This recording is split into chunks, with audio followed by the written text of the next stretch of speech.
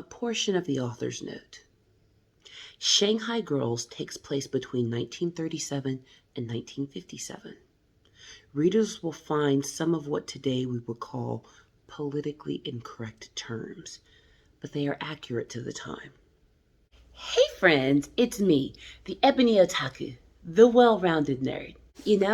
I started out reviewing novels from Asian authors with Lisa C, and now I'm on this Lisa C kick. I promise I'm going to get to other authors, but her books are just so well written, and the characters she creates, you connect to instantly. And, I feel a lot of Amy Tan vibes for her because Amy Tan is literally the greatest of all time. I'm going to have to dedicate like a whole month to just reviewing Amy Tan.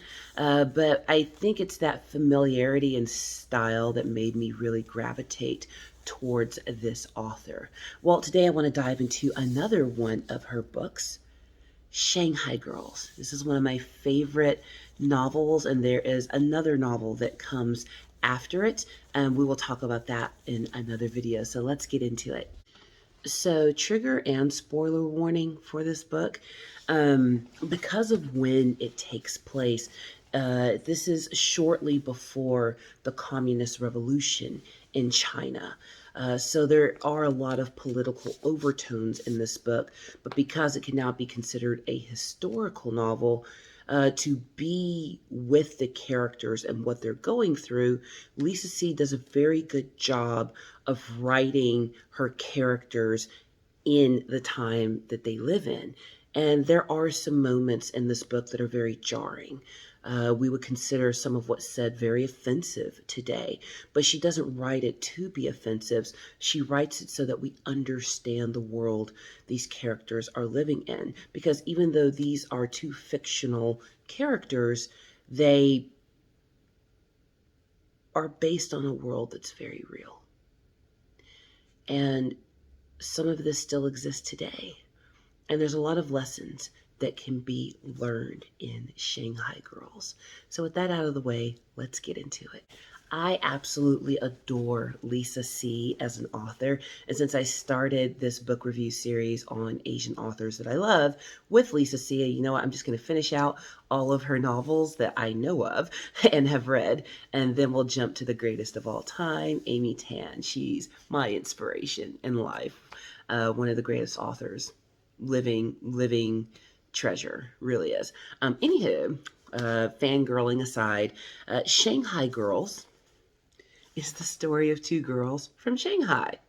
Funny how that works. The story centers around two sisters, Pearl, the older sister, and May, the younger sister.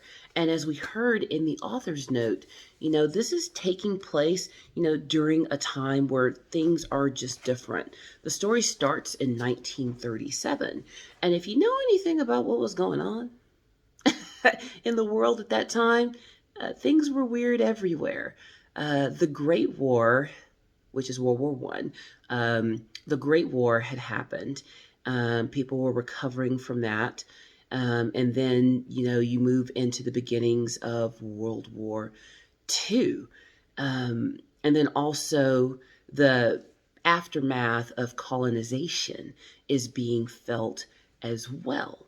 So that there's a lot happening here. And there's a huge contrast at this time between the haves and the have-nots. The city that we're centering on, Shanghai Girls, is very unique. At the time the story takes place, at the height of its popularity, Shanghai was called the Paris of Asia. It was one of those cities that didn't sleep. If you were young, hip, with it, wealthy, it was the place to be. It's where you could get all the latest fashions. You could stay out all night having drinks with your friends. You could see all the shows, hear all the latest music, learn the latest dances, all the things. And we have those things today. We're just dealing with a different sense and sensibility. Well, Shanghai in particular is unique in Asia because of the type of city it is. It's in China, but not really. Like people, I've had it explained to me like how that works because Shanghai is over there, but it's not considered part of, but it is part of, but it's not. Like, someone explain that to me, because the more I read about it and the more I hear about it, I'm like, this doesn't make sense. I guess the closest I can think of is like Washington, D.C. in the States. It's in the United States, but it's not a state. That makes sense. Yeah, that's the closest equivalent. So it's its own special jewel, and it's a good place to live. Well, Pearl and May happen to be the daughters of a wealthy businessman, so they are in Shanghai and they are living the life. They can get their hair done as often as they want. They've got the best clothes, the best shoes. They're both beautiful. You can get all the beauty treatments and good food you want when you're wealthy. So they've, of course, got suitors chasing them. But even in their privileged life, you can see the results of a world divided. So this is just a little bit of historical context for this novel as well. Um, Colonization from European countries into the rest of the world had a huge impact on those countries. Another novel that shows that really well is The Good Earth. I highly recommend it. I'll probably get to that. It's not by an Asian author, but it's a really good look into how all of these European countries going into other countries changed things. In China, even though these girls were privileged, they were still second class in their own city to the English. There were sections of the city that were completely cornered off just for English colonizers that were doing business or part of the military, whatever, wealthy businessmen and their families.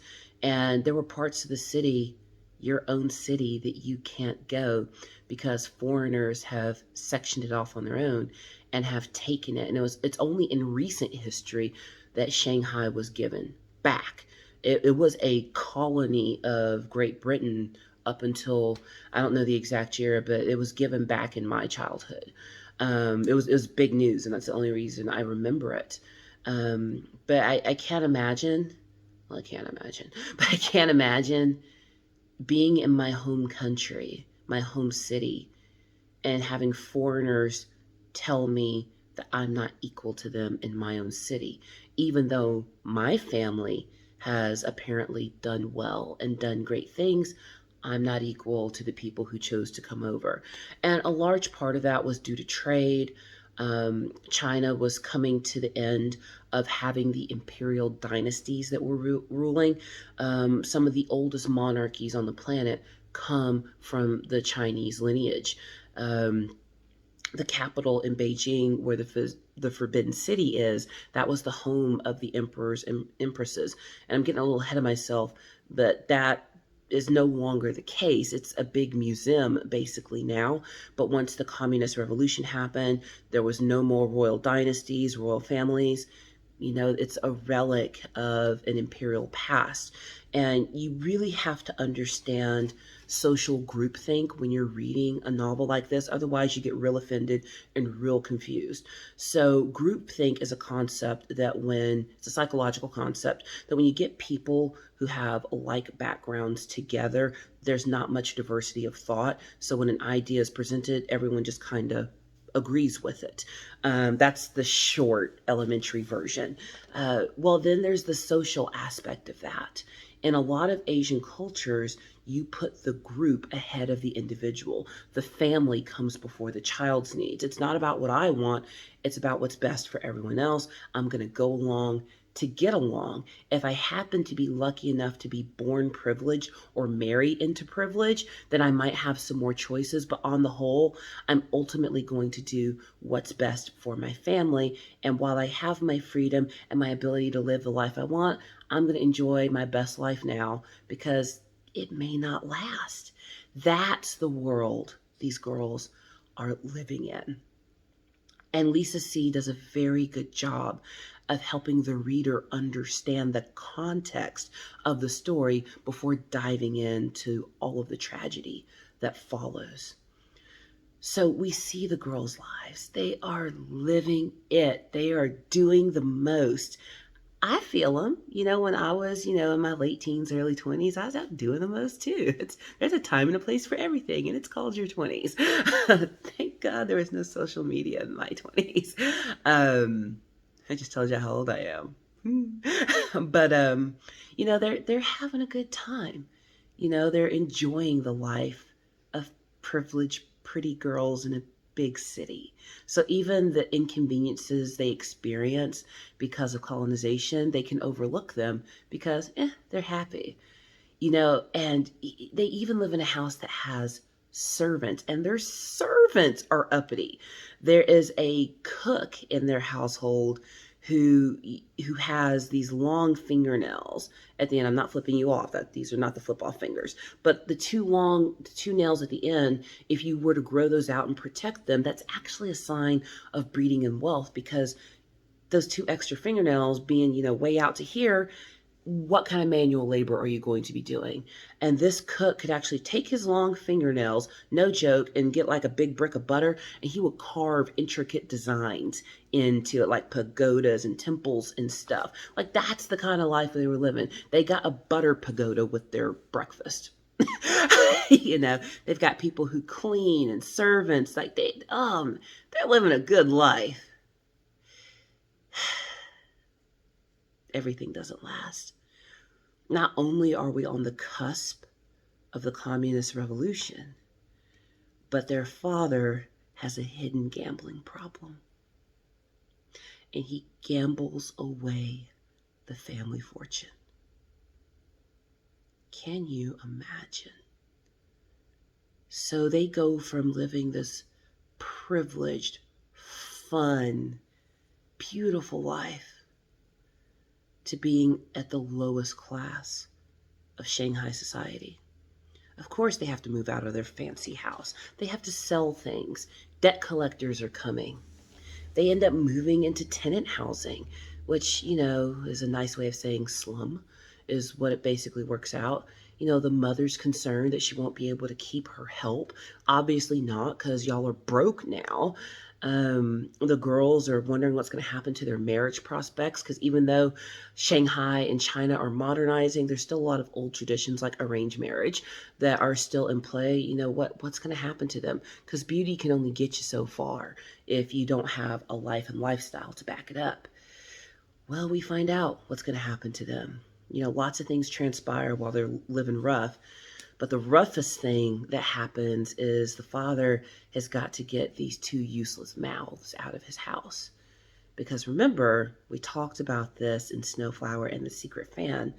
Traditionally, and this is not me talking, this is just the context of where we're talking about, so no hurt feelings. A girl was seen as a useless branch in a family. And the reason for that was because girls were raised to go be someone else's family. A girl was going to grow up, eat all your food, consume all the resources, and then marry out and provide sons for another household. Boys you got to keep, and they'd bring their spouses home, which always baffled me, because I'm like, if nobody has girls, who are the sons marrying to produce more sons? Anyway, not the subject of today's video. But he's got to get these girls out. He can't afford them. They'll never bring money in. They don't have any skills. So he arranges marriages for them. He sells them. Which was a common practice, especially back then. And I'm pretty sure it still goes on now in certain parts of the world, but we're not going to get into that today either. But, he sells them as brides. He needs the money. And if they have husbands, they at least can live respectable lives. Well, the girls are introduced to their husbands. And Pearl gets a decent-ish guy. He's normal. Hardworking, looks okay, whatevs. You're my husband now. And May, how can I say this nicely? She gets someone who probably has no business being married, because they are severely regressed in their development. That's the nicest way I can say that. And how that was allowed to be arranged, I do not know. When May's husband is younger, it's not as bad, but as he gets older throughout the series, his indigency just becomes worse and worse and worse. And it's like, I don't think this person ever should have been married. But again, another topic for another day. So they're forced to marry these two. Well, these two end up, the husbands go to America, to San Francisco, actually. Um, and of course, the wives have to follow them, which it's not a bad time to be getting out of Shanghai because World War II is about to be in full swing. Bombs are dropping on their city from the Japanese. There's a lack of food. There's a lack of adequate housing. There's shortages of all kinds. So they got to go. And their hope for a better life is in America. And because they have husbands over there who have made it, they can now come over to America. And they make the journey. And here's the thing, though, it is a hell of a journey. They didn't fly business class, on Korean Air or Nippon Airways or Shanghai Air over here. I've made several trips to Asia and I absolutely love it over there. What I really love is an Asian airline. You want to eat good and sleep good? Asian airlines are awesome. Oh my God. The best sushi I've ever had was at 50,000 feet on Nippon Airways. It was awesome. Anyway, but that's not how they travel. They literally travel in the hold of a cargo ship. It's rat infested, it's gross, it's diseased, it's every terrible thing you can think of. And it is not a quick journey.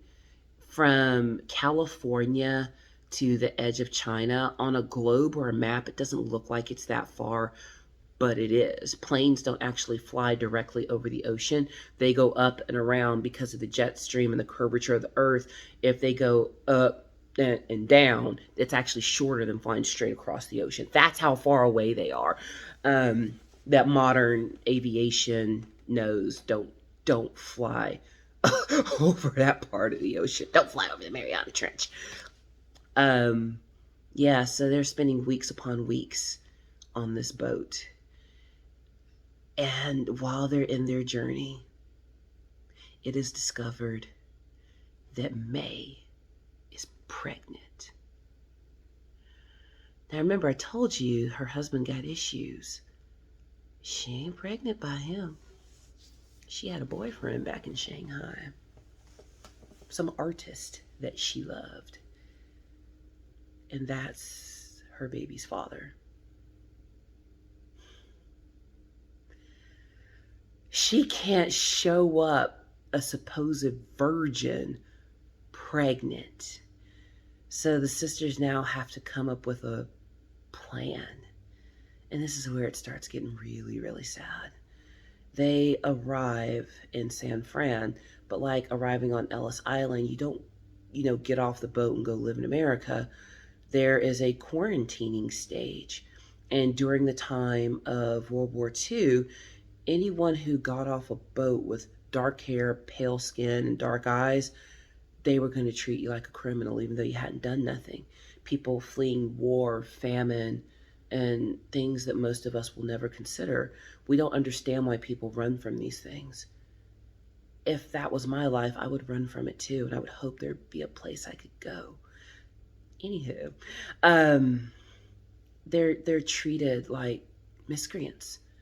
You got a pregnant girl who's trying to hide her pregnancy, and they think they're going to meet their husbands after these weeks and weeks on this dirty boat. No, they're basically put into crowded cells with other women who've been there for a long time and tell them, how things are and what the rules are.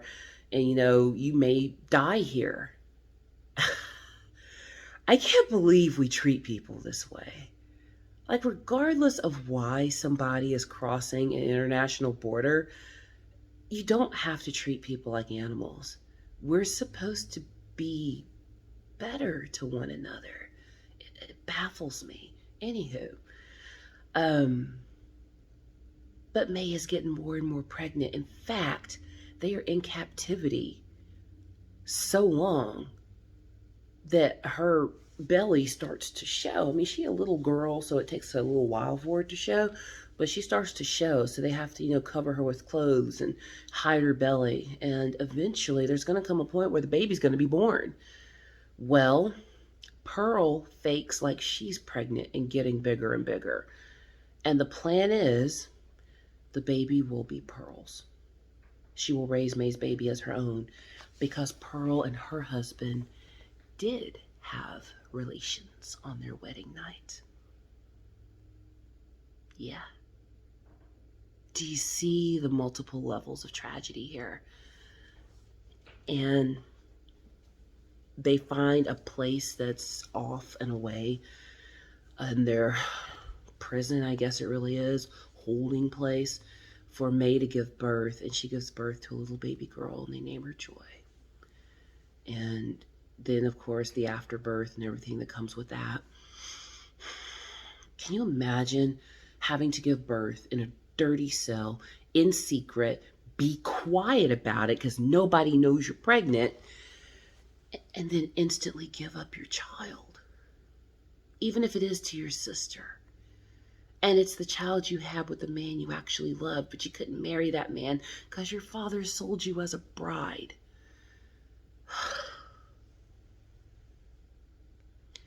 Tragedy upon tragedy. So when they are finally released, they're released with a baby that is now Pearl's baby. And they meet their husbands, and they start their lives in America. Now, I'm not going to go through the entire novel. We'd be here all day because novels are long. But they are introduced to another type of separation.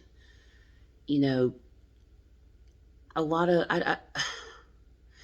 I don't know what American media is outside of America. I mean, I've traveled all over the world, but I'm not a big TV watcher. I don't just scroll channels. If I'm in a hotel, I'll watch YouTube, but I'm not big on watching TV. So I don't know what America's putting out there about America, but what people think they're coming into and what they actually get to are very different. And this was a time in American history where racism was okay. Not only was it okay, but there were laws to reinforce the racism against anybody who wasn't, and that's what they're walking into. And they don't know that because what they've heard is America's the land of opportunity. It's the land of milk and honey. You can work hard, pull yourself up by your bootstraps, and do the thing. That's true to an extent. But when the odds are stacked against you because you happen to be born a different ethnicity, they discover what racism looks like. Not just classism. They had classism back in Shanghai, and that's awful as well. But real racism. They experienced colonialism, but they didn't have to deal with those people. Not that made it okay. But now they find they have to live in the poorer side of town because that's where they put people like them. They've had to form their own community, their own ways of doing business. If you ever wondered why these major cities have a Chinatown, a Japantown, a Koreatown, a Polish town, a Jewish town, that's why. That's how they got started. Because people weren't allowed to mingle into general American society, so they made their own societies. Now it's the best place to eat in any city is to go to the ethnic neighborhood. But that's how it happened. And they don't know any of this. So they go from being rich girls living the life to poor girls being sold as brides to now, oh, welcome to America. You're a third-class citizen in this country. And it's going to be a while before you become a citizen. It's going to be a fight and a struggle. And you have this child to raise now. And you have a husband who you're just going to be a caretaker to for the next 40 years. It's a lot. And you see these women who are put into these circumstances do their best to live with what they have. That doesn't mean they don't encounter hardship or have moments where they're tired and they're mad and their feelings come out. But they got to do what they got to do. This is the hand that was dealt them. This is the fate they received, and they have to do their best with it. It's really interesting watching how their different paths diverge. Pearl turns into basically a a good working mom with a kid. She did, and supporting her husband because you gotta. It's your life now. They come from a culture where arranged marriage is very normal. So this is my husband. I'm going to do the thing. And you see May, even though her husband can't really be a husband to her, she cares for him. I can't say it's love, but she cares for him. And she does what a dutiful wife would do as far as meeting his needs and making sure that he's taken care of with all of his illnesses and things like that. Um, and I'm not going to spoil how their lives evolve, but it's really interesting to see how they navigate this new world. And there's a second book. So I guess this is like a mini series, but the second book that accompanies Shanghai Girls is Dreams of Joy. And in that book, everyone actually, not everyone, but there is a return to Shanghai during the Communist Revolution. And that's a whole other set of nightmares. We'll talk about it on another day. So I hope you enjoyed this dive into Shanghai Girls by Lisa C. It's one of my favorite books. I hope it becomes one of yours. If there's an author that you love, please let me know who they are. I'm always looking for a new book. I'm always looking for new things to enjoy, and thank you for enjoying this one with me. Please like, comment, and subscribe, and let's chat about it below.